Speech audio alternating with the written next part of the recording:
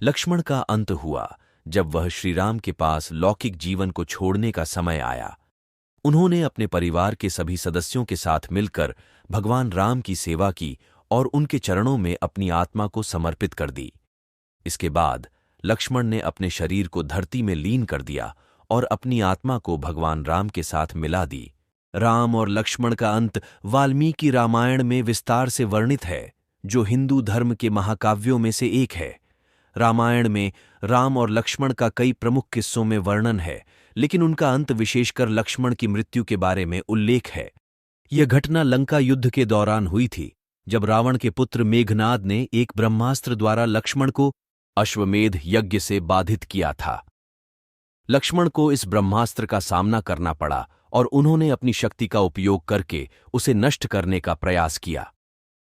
इस प्रयास के दौरान लक्ष्मण को जीवन की भरपूर शक्ति और बल की अधिकता के कारण ब्रह्मास्त्र को नष्ट करने में सफलता मिली, लेकिन इसके परिणाम स्वरूप उनका शरीर बहुत गंभीर रूप से घायल हो गया।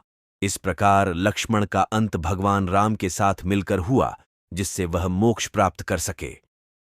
इस घटना का विवरण रामायण में महाकवि वाल्मीकि द्वारा रचित है और यह हिंदू धर्म के महत्वपूर्ण कथाएं में से एक है।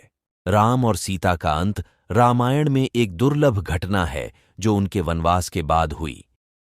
सीता का अग्नि परीक्षा और उसके बाद उनका धरती माता से मिलन एक महत्वपूर्ण किस्सा है।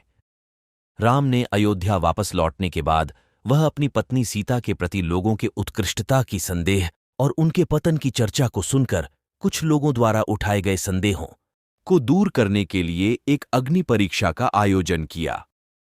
सीता ने इस परीक्षा में स्वयं को अग्नि में दान करने की प्रतिबद्धता दिखाई और उसके परिणाम स्वरूप उन्होंने अग्नि में प्रविष्ट हो लिया।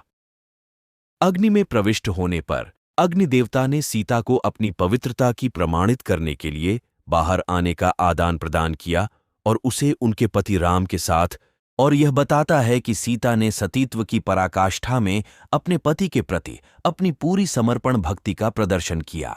आप भगवान पर भरोसा करते हो तो वीडियो को लाइक और चैनल को सब्सक्राइब करें। राधे राधे।